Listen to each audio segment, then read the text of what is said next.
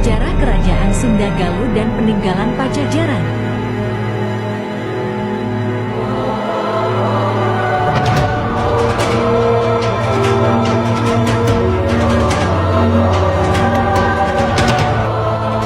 Kerajaan Sunda Galuh atau Pajajaran merupakan penyatuan dua kerajaan yang pernah menancapkan kekuasaannya dari abad ke-8 hingga ke-16 Masehi. Sejarah berdirinya dua kerajaan di tanah Sunda, Jawa Barat ini tidak terlepas dari naskah kuno Carita Parahyangan yang ditulis pada abad ke-16 Masehi. Dua kerajaan ini merupakan pecahan kerajaan Tarumanegara. Ini merupakan salah satu kerajaan tertua di Nusantara yang menguasai tlatah Sunda pada abad ke-5 hingga runtuh pada abad ke-7. Tarumanegara adalah kerajaan yang menganut agama Hindu beraliran Wisnu. Setelah Tarumanegara tamat pada sekitar tahun 650 Masehi, lantaran serbuan dari kerajaan Sriwijaya, muncul dua kerajaan baru di tanah Pasundan, yakni Kerajaan Sunda dan Kerajaan Galuh. Carita Parahyangan menjelaskan mengenai Kerajaan Galuh dimulai sewaktu Rahyang Tari Medang Jati yang menjadi pemimpin selama 15 tahun. Kemudian kekuasaan diwariskan kepada putranya di Galuh, yaitu Sang Wertikandayun.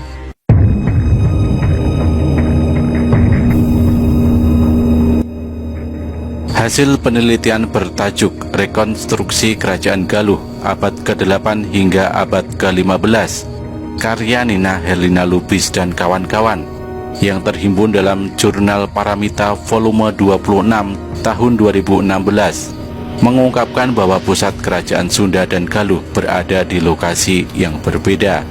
Kerajaan Sunda berpusat di Pakuan Pajajaran atau Bogor, sedangkan Kerajaan Galuh berpusat di Ciamis. Sebelum menjadi kerajaan yang berdaulat, Sunda dan Galuh berada di bawah taklukan Tarumanegara pada masa pemerintahan Maharaja Linggawarman pada tahun 666 hingga 669 Masehi. Setelah Maharaja Linggawarman wafat, tampuk kepemimpinan kerajaan Tarumanegara diteruskan oleh menantunya yang kemudian bergelar Sri Maharaja Tarusbawa. Pada periode inilah terjadi pergolakan. Penguasa Galuh Wertikandayun memberontak dan melepaskan diri dari Tarumanegara. Pada tahun 612, Wertikandayun mendeklarasikan Kerajaan Galuh sebagai pemerintah yang berdaulat. Situasi ini membuat Tarumanegara semakin melemah hingga akhirnya runtuh karena serangan dari Kerajaan Sriwijaya pada sekitar 650 Masehi. Sri Maharaja Tarusbawa yang selamat kemudian mendirikan pemerintahan baru bernama Kerajaan Sunda di tepi hulu sungai Cipakancilan yang termasuk wilayah Bogor sekarang.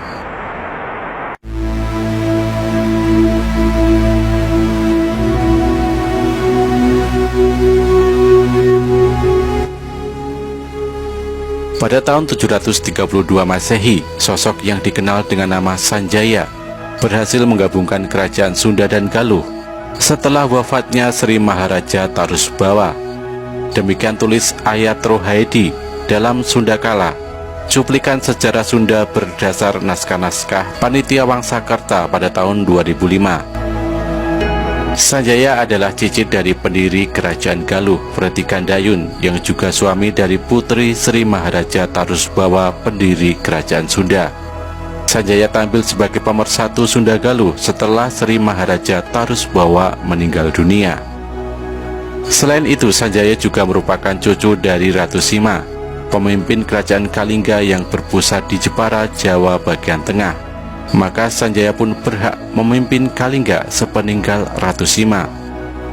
Sanjaya atau Prabu Harisdharma inilah yang nantinya mendirikan Kerajaan Mataram kuno, sekaligus sebagai pendiri Wangsa Sanjaya.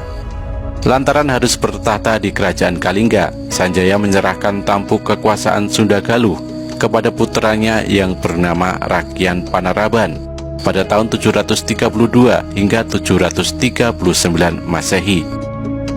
Namun di bawah pemerintahan Rakyan Panaraban, Sunda Galuh kembali terpecah. Pada tahun 739 Masehi, Panaraban membagi kekuasaan kepada kedua putranya, yaitu Sang Manarah yang berkuasa di Kerajaan Galuh dan Sang Bangga yang mendapatkan singgasana Kerajaan Sunda.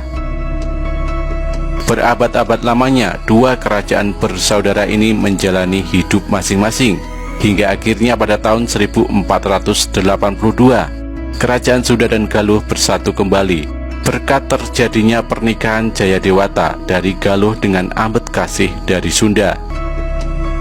Sunda dan Galuh kembali bersatu di bawah pimpinan Jayadewata, yang menyandang gelar Sri Baduga Maharaja pada tahun 1482 hingga 1521.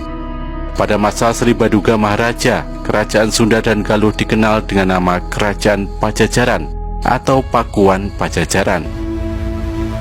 Pada tahun 1579, Kerajaan Sunda Galuh atau Pakuan Pajajaran diserang Kesultanan Banten yang membuat imperium di telatah Pasundan ini harus mengakhiri riwayat panjangnya.